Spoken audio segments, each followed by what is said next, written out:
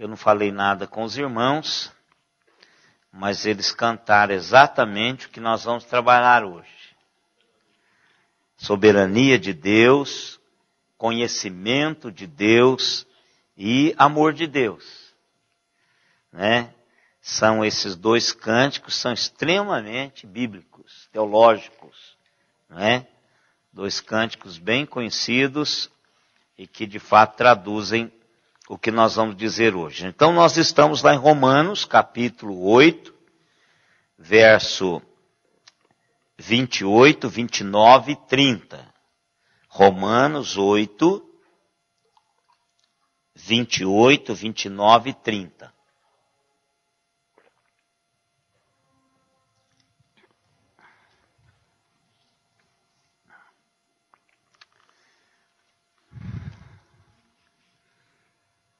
Sabemos que todas as coisas cooperam para o bem daqueles que amam a Deus, daqueles que são chamados segundo o seu propósito. Porque os que de antemão conheceu, também os predestinou para serem conformes à imagem do seu Filho, a fim de que ele seja o primogênito entre muitos irmãos. E aos que predestinou, a esses também chamou. E aos que chamou, a esses também justificou. E aos que justificou, a esses também glorificou. Que Deus nos abençoe através da sua palavra já abençoada. Quando nós começamos esse período de estudo, nós começamos falando que Deus tem um grande plano. E que por isso as coisas que nos envolvem, aquelas lutas que nós temos, nós precisamos de entender que Deus está trabalhando este grande plano através destas realidades. Falamos que nesse grande plano de Deus, Deus tinha propósitos. E o primeiro propósito era fazer-nos, conformar-nos, dar-nos o formato da imagem de Jesus Cristo. Ou seja, formatar-nos segundo a imagem de Cristo. Ou seja, que nós nos tornássemos parecidos com Jesus. Não é deixar o cabelo crescer, porque eu não sei se era assim que ele era, não é a barba crescer, mas era o caráter de Jesus. A representatividade do reino através do próprio Jesus. Então Deus, ele teve esse propósito dentro desse grande plano. No segundo propósito que nós vimos também, é que Deus quer construir uma grande família.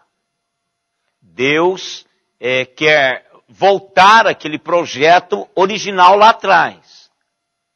Que lá atrás nós perdemos esse vínculo familiar com Deus através do pecado de Adão. Agora o novo Adão, em Cristo Jesus, nós somos de novo introduzidos na família de Deus. Então a intenção de Deus é formar uma grande família na qual Cristo é o primogênito, é o irmão mais velho. Então Deus trabalha estas realidades minhas e suas para formatar em nós a imagem de Cristo e dar-nos esse lugar na família. Então estes são os propósitos de Cristo, de Deus. Mas eu queria hoje, e é o que o texto aponta para mim, para você, é que por que é que eu preciso e posso saber, por instrução da palavra de Deus, que Deus está cuidando das coisas boas ou ruins, para que todas essas coisas colaborem para que o meu crescimento em Deus formate a realidade de Cristo em minha vida, ao ponto de eu historificar através da minha história essas realidades de Cristo e dimensionar a minha realidade da família de Deus. Por trás disto, antes disto, mas muito antes disto, Deus já estava providenciando muitas realidades para que isso acontecesse hoje na minha e na sua vida. Na minha concepção bíblica, Paulo está fazendo o seguinte: ele primeiro falou das coisas fáceis, que nós pudéssemos apalpar. Dor, nós sabemos sobre isso. Dificuldades, momentos de alegrias, momentos de tristezas, aliás, momentos alegres, momentos tristes, todos nós sabemos essa linguagem. Então, Paulo começa do simples, daquilo que é palpável, para uma realidade que nós passaremos a crer à medida que nós vamos sendo informados. Paulo nos diz que há muito mais que fora trabalhado antes destas coisas acontecerem comigo e com você, que Deus cuidou, zelou, exerceu o seu poder e soberania, para que nós fôssemos escolhidos para pertencermos à sua família e escolhidos para representá-lo à semelhança de Cristo no mundo. Em outras palavras, o seu dia a dia é muito fácil depois disso. Então eu quero conversar com os irmãos hoje, começar o processo por trás do grande plano de Deus. Se nós entendermos os bastidores, nós vamos entender e confiarmos absolutamente no aqui e agora. Não haverá preocupação nenhuma do aqui e agora, das dificuldades, dos enfrentamentos, de tudo quanto estiver acontecendo à nossa volta, nós não vamos nos preocupar com isso. E o problema, irmãos, é que esse versículo 28 é um versículo que está lá naquela caixinha de promessas. Sabemos que todas as coisas cooperam conjuntamente, tem uma versão que diz isso, né? Cooperam conjuntamente para o bem daqueles que amam a Deus, daqueles que são chamados segundo o seu propósito. Eu acho que lá não tem daqueles que são chamados segundo o seu propósito. Eu acho que aquele versículozinho só está a primeira parte. E isso é uma pílula de motivação. Só que se você não entender os bastidores, isso aqui vai ser igualzinho Sonrisal. Não sei se vou usar, viu, doutor Fábio? Não sei se vou usar, certo? Mas Sonrisal para úlcera. Vai dar uma aliviada, mas ela volta daqui a pouco. Pode, minha irmã, pode. Tá.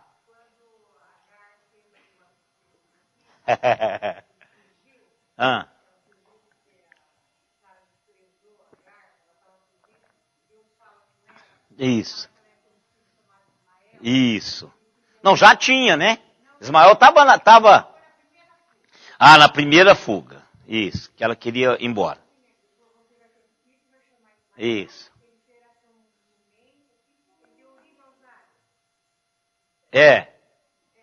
Aos Iatolás Khomeini.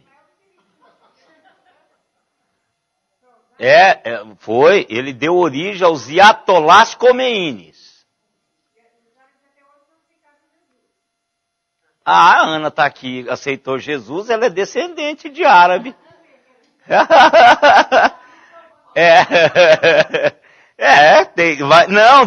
Tem igrejas lá. No geral não, mas tem igrejas, e o fato é que Deus move Deus move a realidade para aceitar, né? Mas vamos voltar aqui, porque depois a gente chega lá. A hora que a gente entrar para valer, aí nós vamos mexer com esse negócio aí, né? Então, irmãos, quando estamos, não mandei ser árabe, ser descendente, e está aqui, eu usei você. Quando nós estudamos o processo que está por trás desse grande plano de Deus, duas realidades acontecem conosco. Primeiro, nós adquirimos um novo sentido da grandeza de Deus. Quando olhamos os bastidores deste grande plano de Deus, nós sentimos, experimentamos, assentimos a grandeza de Deus. E por outro lado, a nossa percepção, aliás, uma nova percepção da nossa própria necessidade desta realidade que Deus tem a nos oferecer, através desses textos. Essa passagem, ela é capaz de suscitar todos os tipos de controvérsias que os irmãos imaginarem. Esse texto aqui, que nós estamos lendo. O 28 não. O 28 vem com leveza, porque favorece a todo mundo. Mas quando começamos a ler o 29 e o 30, nós estamos num texto, num campo minado. Se você falar predestinação, em alguns contextos cristãos é como gritar fogo num teatro superlotado. Ou então, você, numa reunião de corintiano, admitir que você é palmeirense. Ou São Paulino, não importa, qualquer um. Então, às vezes, nós vamos ser considerados como excêntricos, outras vezes como herege, fatalistas. E muitas outras realidades podem decorrer do fato de falarmos que nós cremos na predestinação. A maioria dos cristãos optam por simplesmente passar por cima desses versículos, ou então tratá-los superficialmente, ou até mesmo ignorá-los. Eu acho que é um erro. Qualquer cristão verdadeiro, tratar esse texto e muitos outros textos correlatos com superficialidade ou ignorá-los. Por quê? Por algumas razões. Primeira razão é que estas doutrinas são princípios verdadeiros da palavra de Deus, sobre os quais a nossa esperança descansa. Primeira realidade. A segunda realidade. Estas doutrinas lidam com a natureza de Deus e a natureza do homem e o caminho da salvação. Lida com a natureza de Deus, com a natureza do homem e com o caminho da salvação. Em outras palavras, essas doutrinas são questões centrais da fé cristã. O meu e o seu desafio hoje é examinarmos essas questões. Como qualquer outra questão difícil que a Bíblia se apresenta. Nós devemos ter cuidado só de uma coisa. Deixar a Bíblia dizer o que ela diz e não tentar fazer com que ela diga aquilo que nós queremos dizer. Esse é o grande problema quando nós nos aproximamos dessas doutrinas. É querermos forçar a Bíblia a dizer alguma coisa que eu quero dizer. Não deixar a Bíblia dizer exatamente aquilo que ela quer dizer. Ou tentarmos fazê-la dizer o que queremos que ela diga. Então, o estudo desses temas, são perigosos, porque às vezes nós queremos puxar para nós a responsabilidade de decifrar o indecifrável. Então nós precisamos deixar a Bíblia dizer o que ela tem a dizer. E quando ela parar de dizer o que ela tem a dizer, ela ainda lhe diz em Deuteronômio 29, 29. Ela fala assim, chegou o limite que você pode saber. E alguns privilegiados, raríssimos privilegiados, pode, num colóquio espiritual com Deus, saber algo mais. Mas ficarão impossibilitados de dizer, porque passa a ser uma experiência pessoal, gloriosa, que não poderá ser dita. Às vezes Jesus dizia assim, vá e não conte para ninguém. Vocês já viram essa expressão no texto? Aí a gente pergunta assim, o que Jesus está querendo dizer com isso? A gente não teria que contar para todo mundo? Não. Tem coisas, se você contar, vai ficar pior. Eles não vão acreditar. Porque não conseguirão conceber o tamanho do que foi dito e do que foi feito. Então fique calado. Porque às vezes, se você disser alguma coisa que está além da compreensão, para quem você está dizendo, vai ficar pior. Eu me lembro, segura aí o que o senhor vai dizer, até completar aqui. Eu me lembro do reverendo Nizam Bahia. O reverendo Nizam Bahia é uma figuraça. Pastor fantástico, foi meu professor no seminário. Bom pregador, domínio bíblico da palavra, fala fluentemente. E ele foi numa igreja no interior, não sei se ele é pernambucano ou se ele é baiano, mas ele foi no interior da Bahia lá, parece que é da Bahia, numa igreja, e faltou um professor de escola dominical.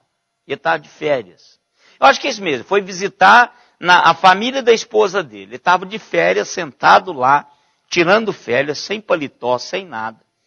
Faltou professor de criança. Aí falaram, pastor Nizam, o senhor não poderia? Ele disse, posso. Isso ele contando para nós na sala de aula. Aí ele disse assim, eu vou falar o quê para essa meninada? Porque, por exemplo, para eu descer, para falar para vocês, descer lá no departamento infantil e falar para as crianças, eu preciso me preparar. Não é a mesma coisa. Eu estou acostumado a falar para vocês, não para a idade deles. Então eu preciso de adequar, preciso de treinar, porque eu não consigo. Ele é a mesma coisa, e ele é muito mais.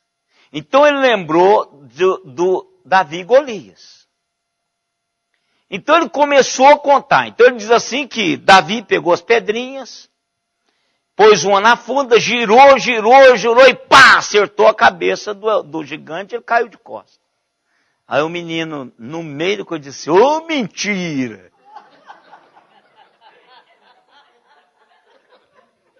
Tipo Davi Balara.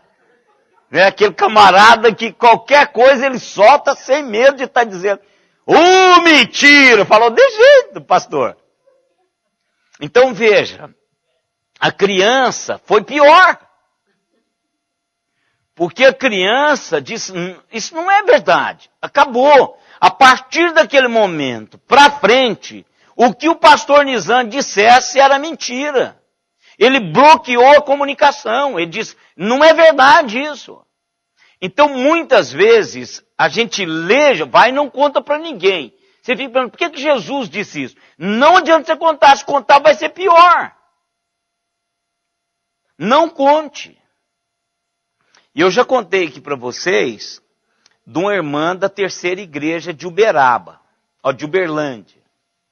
Que o menino dela foi atropelado, ela estava na porta da casa dela, e o Bip, chamava Bip o menino. Um anjinho também, do mesmo nível aí dos Davis.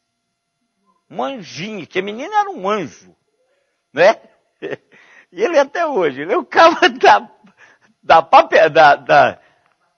virada. Ele saiu na rua, o carro passou por cima dele.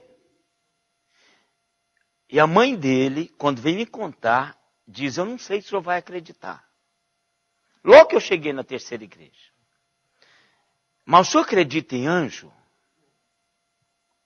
Eu falei, depende. Você vai falar que eu tenho um anjo da guarda, aí vai ser complicado isso aí, né? Muito embora entendo que os anjos nos guardam.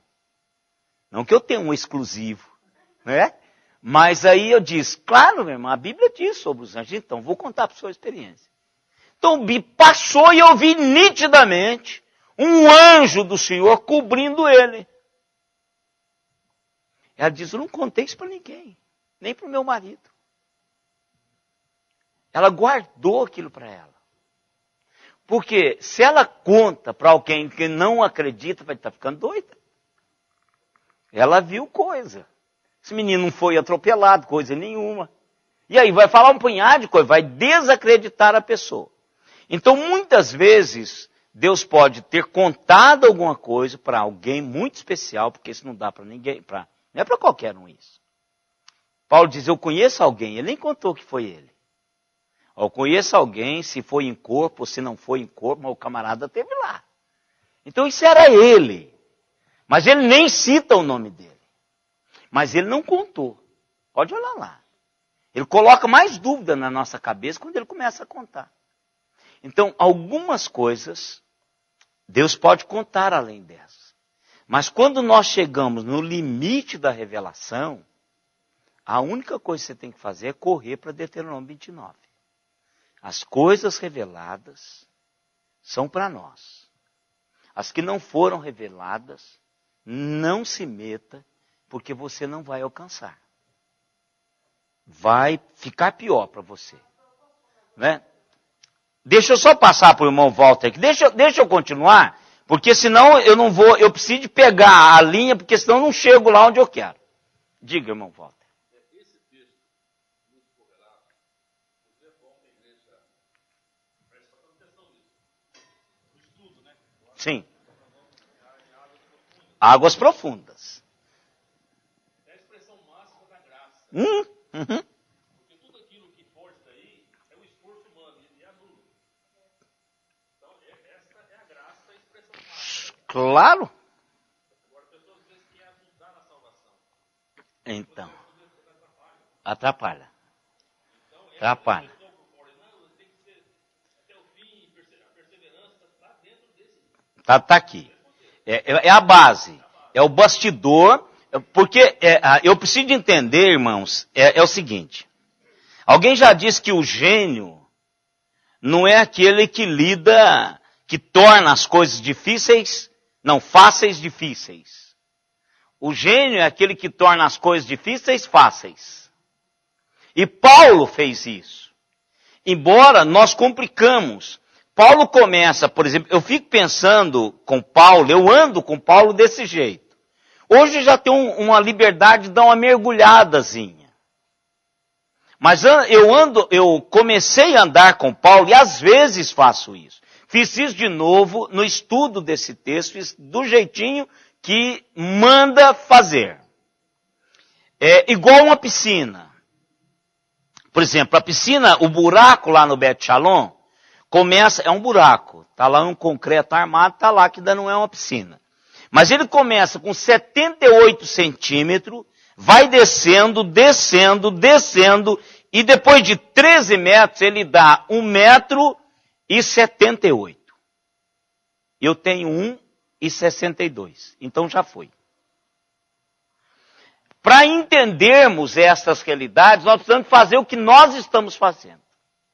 Nós fomos num lugar que a água bateu aqui. Todo mundo sabe de cor esse versículo 28. E aí, nós estamos entrando agora e vamos perder o fôlego daqui a pouquinho. Vai ter que nadar. Eu hoje já pulo lá, já dou uma mergulhada. Eu não preciso mais de fazer isso, a menos que eu precise de levar, como eu estou fazendo aqui, vocês chegaram até onde eu já mergulhei. Então, essa realidade, ela vai nos levar. Então, quando você estiver lá, você vai ver o quanto que é importante o que está lá, onde você tomou pé. Onde lhe deu firmeza, porque lá você não vai ter chão mais. Lá você vai ficar na profundidade. E às vezes tão fundo que você não vai enxergar absolutamente nada. Mas você tem consciência onde você está. Quem que está cuidando de você? Né? Então vamos lá, segura aí, porque deixa eu descer aqui. Muitas vezes, irmãos, o que nos leva a não tratarmos com seriedade estas doutrinas é que nós criamos algumas caricaturas tolas destas doutrinas. Eu ouvi um pregador, e isso aqui a gente ouve o tempo todo, irmãos.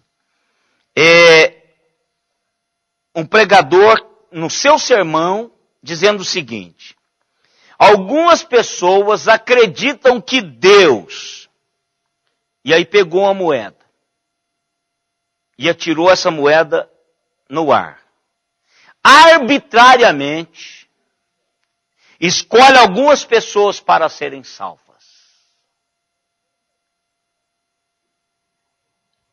Ninguém, irmãos, em lugar nenhum da palavra, afirma que a escolha soberana de Deus e a predestinação, que nós chamamos de eleição, jamais diz que Deus fez isto arbitrariamente. Deus não escolhe as pessoas arbitrariamente para serem salvas. Podemos não entender como e o porquê Deus faz as escolhas, as suas escolhas, as escolhas que Ele faz, mas está longe, mas muito longe, de serem arbitrárias. Caricatura que a gente cria. Você ouve alguém falar e talvez essa pessoa tenha um poder de persuasão muito grande. Eu vi aqui nesse tanta alegria, tanta bagunça, tanta música alta, tanta tudo aqui, né, irmão Fábio? Lá tem um mágico. Tem um mágico. Ele mostra de cartas, um baralho. Você pega o baralho na mão, aquele baralho é um baralho como qualquer outro baralho. Mas ele faz você ver carta ali que você não imagina. Qualquer coisa que você falar, ele aparece com aquilo dentro da carta. Ele é muito rápido. Aí você sai de lá pensando que ele te tapeou. E tapeou mesmo. Tapeia médico, tapeia pastor, tapeia qualquer pessoa. Ele fala assim: me diga um número. Tira uma carta. Tirou a carta. Me diga um número.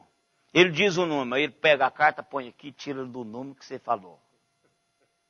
Qualquer carta que você pegar. Como você sai de lá, convicto de que aquele cara é muito bom e que ele soube adivinhar o que você falou.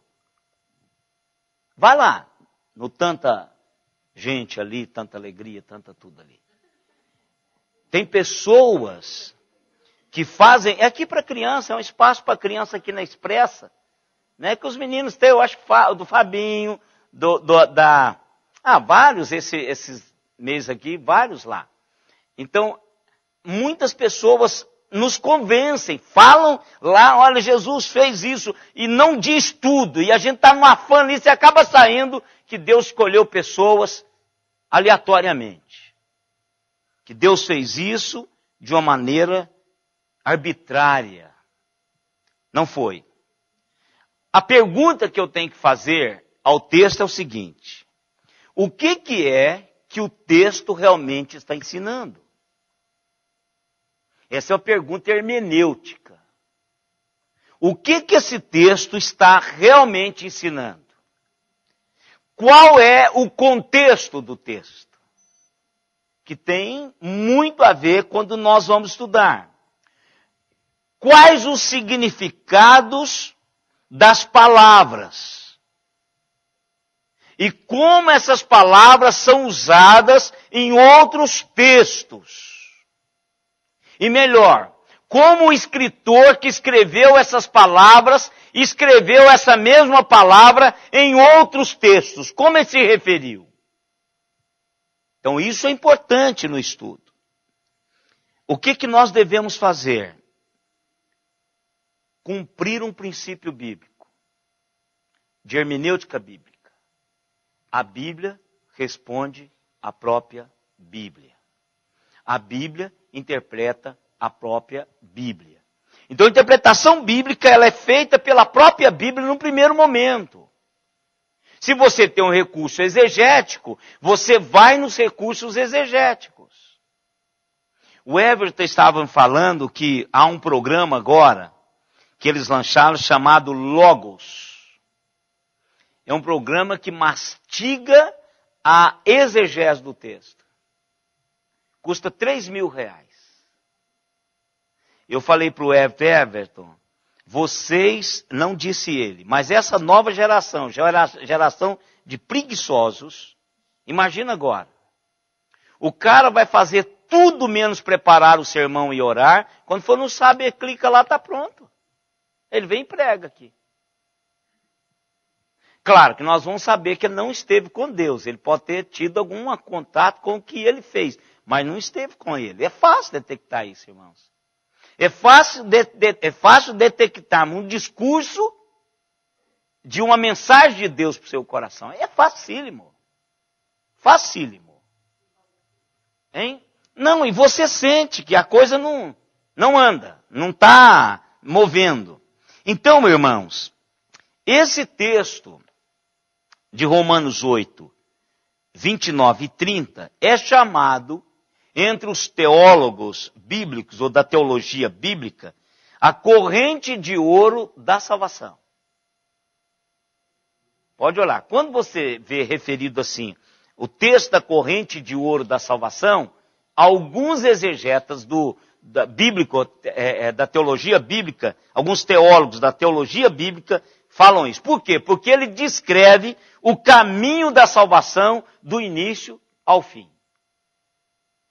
E nós entendemos, através desse caminho da salvação, o porquê que todas as coisas colaboram para o bem daqueles que são chamados segundo o propósito de Deus. Não é para qualquer um, irmãos. Isso aqui não é para todo mundo. É somente por aqueles que são chamados segundo o propósito de Deus. Deus, aliás, tudo começa quando Deus nos escolhe. E termina com a glorificação do homem no céu. E nada disso tem a ver comigo e com você. O grande problema que é levantado é isso que o irmão Walter levantou. É porque nós queremos ajudar em alguma coisa. Nós queremos ajudar, nós queremos ser bonzinhos, irmãos. Nós queremos forçar para ajudar o senhor. O senhor está vendo que eu estou orando aqui todo dia? Quando alguma coisa não acontece, a gente reclama com Deus. Mas olha, Senhor, eu vou toda quarta-feira ao culto. Como é que o Senhor deixa acontecer um negócio desse comigo? Olha, como é que eu perco o emprego, Senhor? Eu dou o dízimo. Como é que eu vou dar o dízimo agora? A gente quer ajudar. E quando a coisa não acontece, nós reclamamos, porque nós somos bonzinhos demais. Para Deus, queremos de alguma maneira ajudar a Deus. Então, irmãos, o que nós vamos ver primeiro? Como todos os versículos da Bíblia, essa corrente de ouro da nossa salvação tem um contexto. E esse contexto é exatamente o verso 28. Contexto imediato. Tem um contexto amplo. Mas para nós aqui, o contexto imediato, ele é suficiente, porque ele expressa exatamente o que nós queremos. Então, qual a pergunta que eu tenho que fazer ao meu contexto imediato? Como sabemos que Deus está trabalhando ao meu favor com as circunstâncias que estão à minha volta, mesmo que as circunstâncias estão doendo? Como é que eu sei que Ele está trabalhando? Essa é uma grande pergunta. Como é que eu sei que Deus está trabalhando na minha vida? Como é que eu posso saber que Deus está trabalhando isso? É porque, irmãos, Deus está trabalhando em nós desde os primeiros momentos da nossa vida e até mesmo antes dele. Está vendo como que muda a minha percepção da grandeza de Deus e me dá uma nova percepção do que eu sou, do que Deus fez por mim? Por que é que eu sei que Ele está trabalhando? Porque Deus está trabalhando, segundo o texto que nós estamos lendo, antes mesmo que eu existisse. Se Ele trabalhou antes, irmãos, Ele vai trabalhar agora. Independentemente do que aconteça. Se dói, se me faz sentir dor, se me faz rir, se me faz sentir tristeza, se me faz desanimar ou me faz correr. Não importa. Deus já está trabalhando desde antes da minha existência. Deus tem um plano. E Ele mesmo é responsável por esse plano individual, para mim e para você, e Ele não vai ser frustrado. Deus tem um plano para cada um que é chamado segundo o seu propósito, e Deus não vai deixar que esse plano seja frustrado. A cadeia, essa corrente, essa realidade de acontecimentos só termina, irmãos, com a nossa glorificação. Ou seja, quando nós estivermos com Deus no céu. Aí termina todo o processo. E termina onde? Aonde começou. Termina exatamente aonde começou, irmãos. No coração de Deus. É ali que termina. Então, o propósito de Deus é grande e os nossos problemas e dificuldades são só instrumentos para que esse propósito se realizam. E quando esta realidade termina quando nós chegarmos no céu, morando com Deus eternamente ali. O termo que está aqui, olha lá, veja o que vai acontecer lá no texto. Olha, E aos que predestinou, a esses também chamou. E aos que chamou, a esses também justificou. E aos que justificou, a esses também. Está no passado. Está no passado, irmãos. Apesar do céu, para mim e para você, estar no futuro, apesar dessa realidade estar no futuro, isto é tão certo no plano de Deus, que pode ser referido no passado. Por quê? Porque Deus já fez isto. O que precisa, irmãos, é eu e vocês trilharmos o que precisa ser trilhado debaixo do cuidado de Deus para chegarmos lá. Só isso. O glorificou. Nós já estamos glorificados em Cristo, irmãos. E quando o Senhor se manifestar, nós nos manifestaremos com Ele. Posso estar vivo, cremado, afogado ou enterrado. Nada disso vai segurar-me quando o meu Senhor se manifestar. Nada. Essa carne aqui não vai segurar-me. Se eu estiver vivo, serei transformado imediatamente. Não é mais. Nada. Há nada. Não. Acabou. Acabou. A eternidade invadiu. E acabou, irmãos. Acabou o parêntese, tempo e espaço. Então agora, apaga-se tudo. Apaga-se tudo. E acontece tudo quanto a eternidade determinou, que Deus determinou na eternidade para que se acontecesse. Por isso que está o verbo no passado. Porque foi lá, e lá está, e vai chegar até a realidade futura que nós vamos desfrutar dela. Nós podemos falar assim, isso aqui é uma linguagem da eternidade passada, mas não existe eternidade passada. A eternidade ela é sempre presente, porque ela não está presa ao tempo e ao espaço.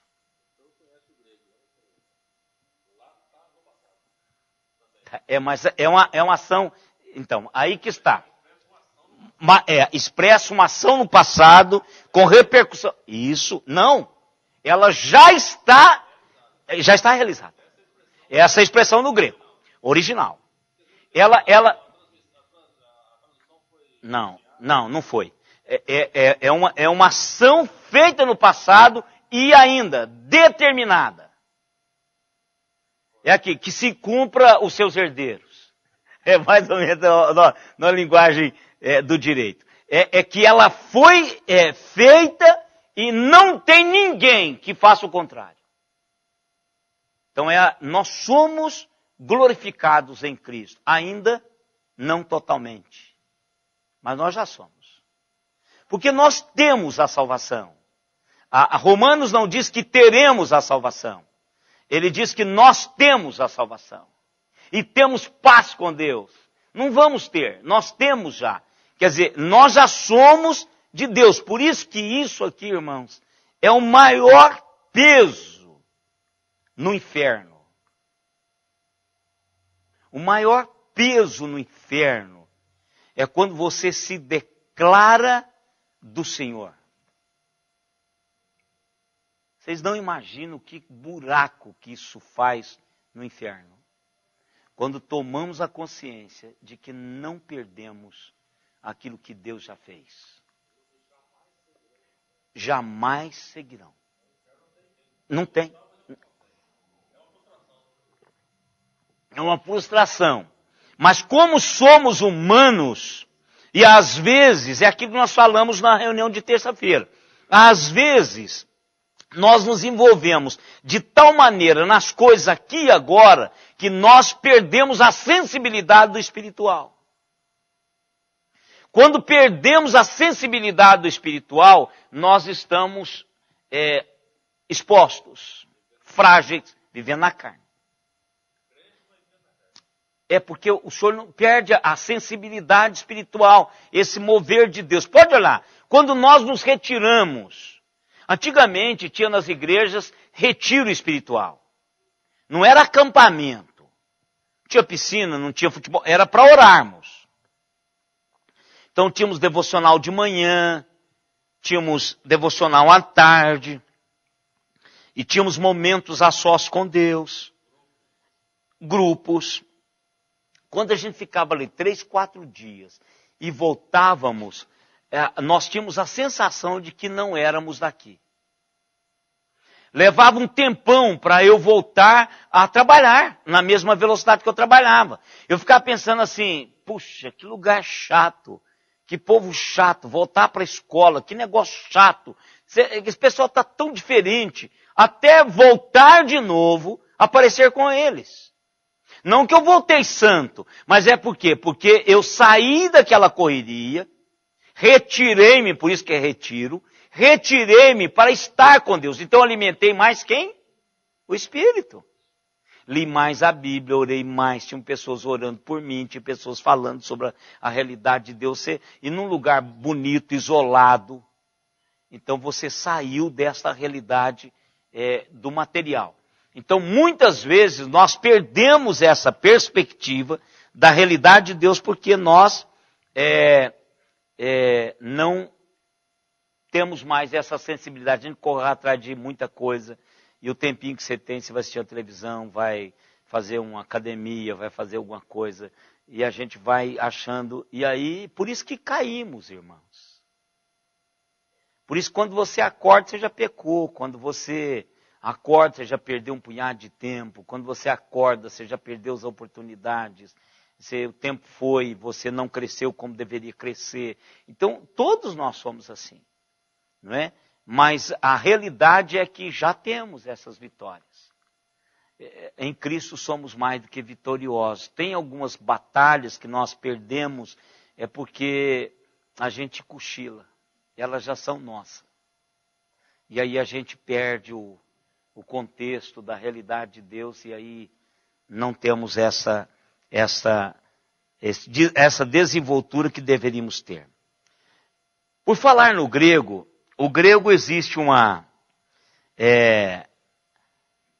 expressão que chama assim, quando o texto diz assim, ele está em elipse. O que significa? Quando o professor de grego diz assim, esse texto está em elipse, o que significa?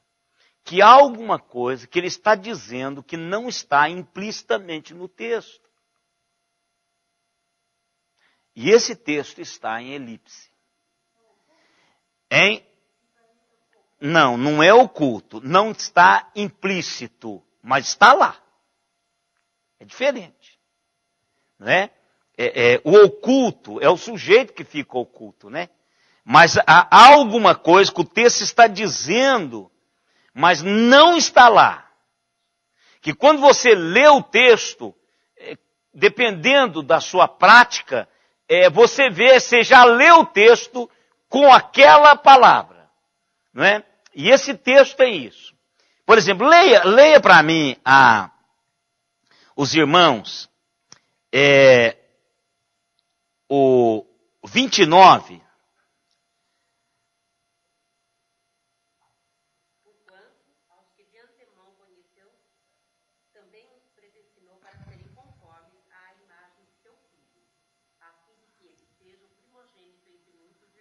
O 30. E os que predestinou, a esses também chamou. E aos que chamou, a esses também justificou. E aos que justificou, a esses também glorificou. Qual que é a palavra implícita que não está aí? Não. Hein? Não. É uma palavra dimensional, uma palavra que vai dar não só limitação, mas vai dar também amplidão. É uma palavra que vai definir para mim quem são esses chamados segundo o seu propósito. Está aqui no texto. Vamos pensar assim. Todos o que conheceu, todos que conheceu, que ele conheceu, todo aquele que ele conheceu, que é conhecido de antemão, foi predestinado. Todo. A palavra aqui é todo. Todo aquele predestinado é chamado. Todo aquele que é chamado é justificado. E todo aquele que é justificado é glorificado. Então veja assim,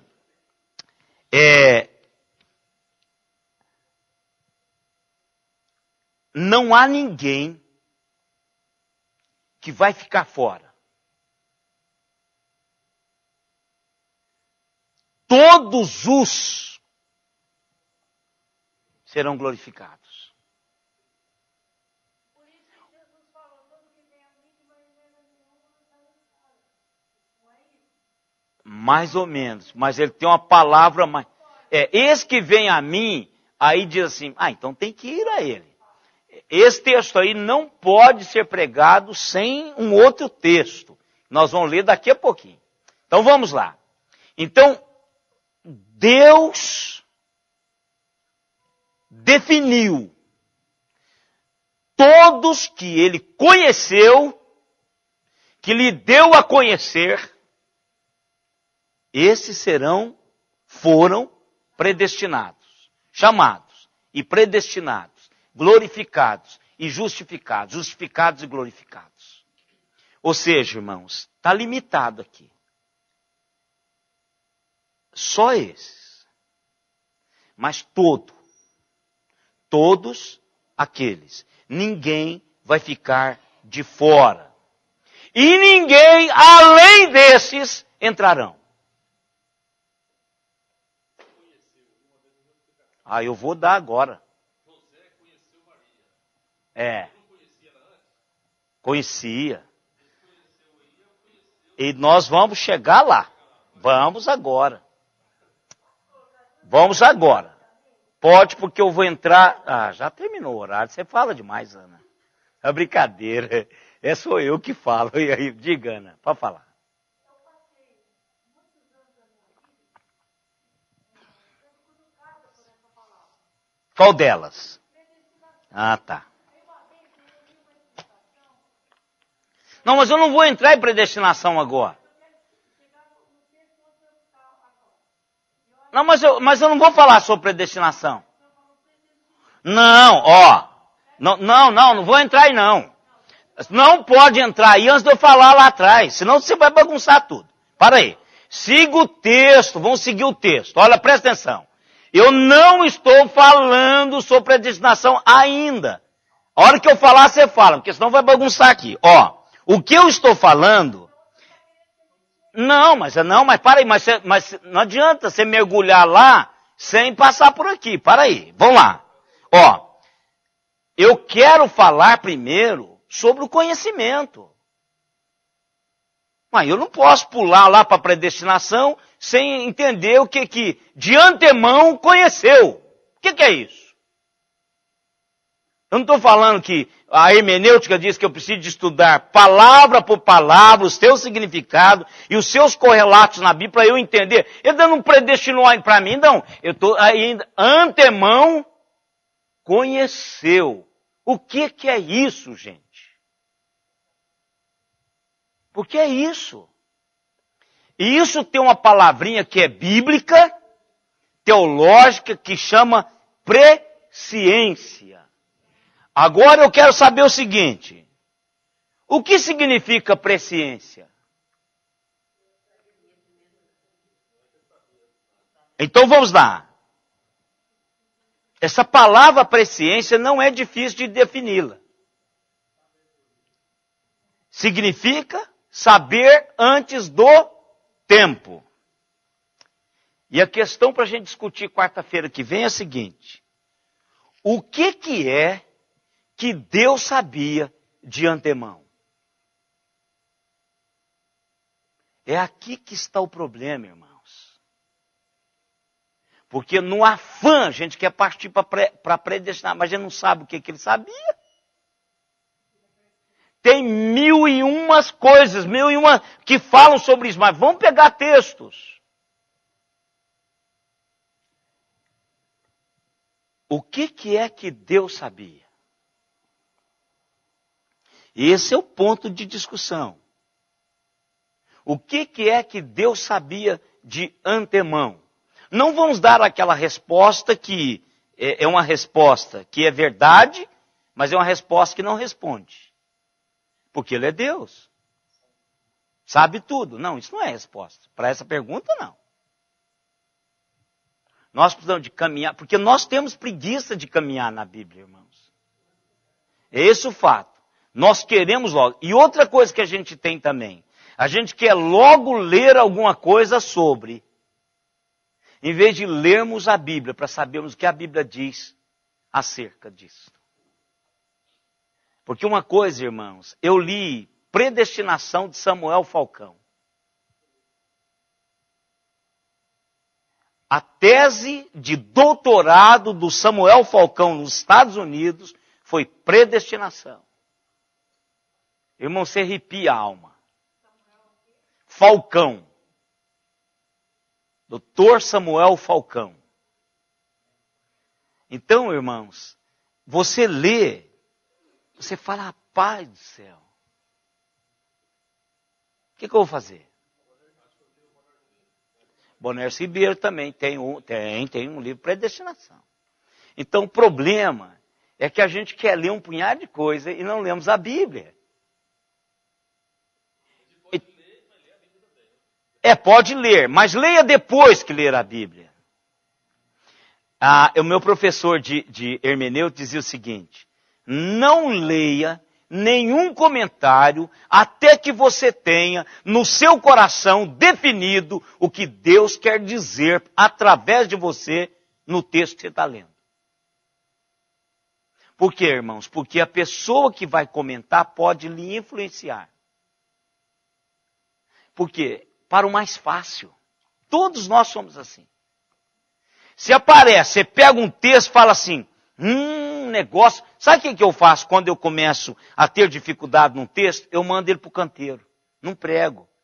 Gente, hoje é quinta e eu ainda nem sei o que o texto está dizendo. Sabe o que eu faço? Vai para o canteiro. Vou pregar outro mais fácil.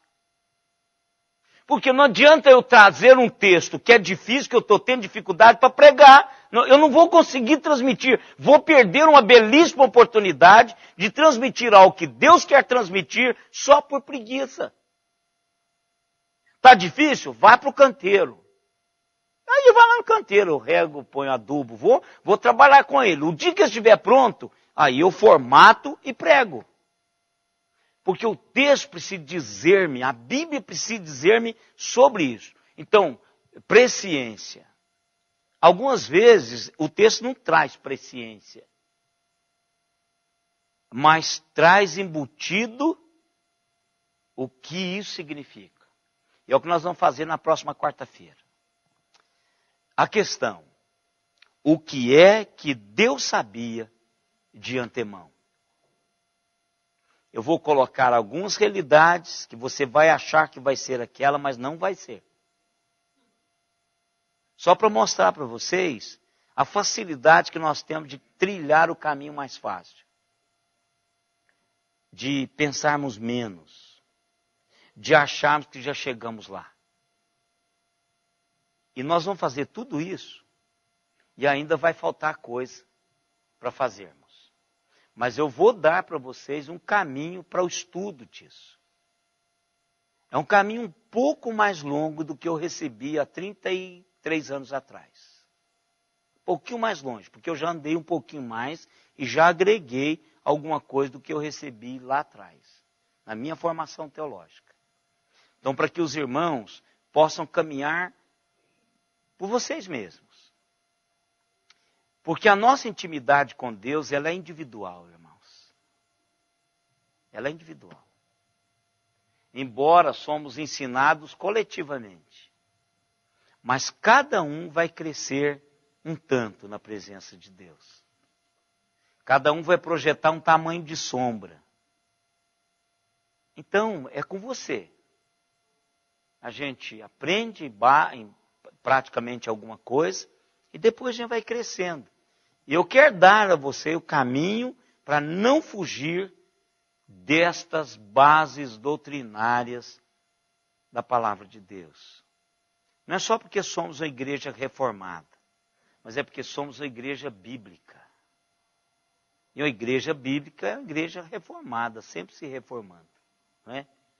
Então vamos caminhar devagarinho, viu, Ana? Não apresse.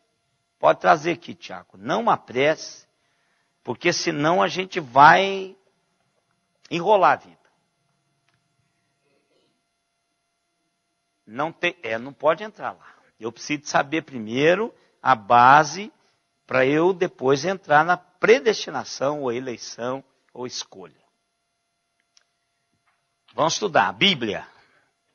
Nós tivemos 30 conexões.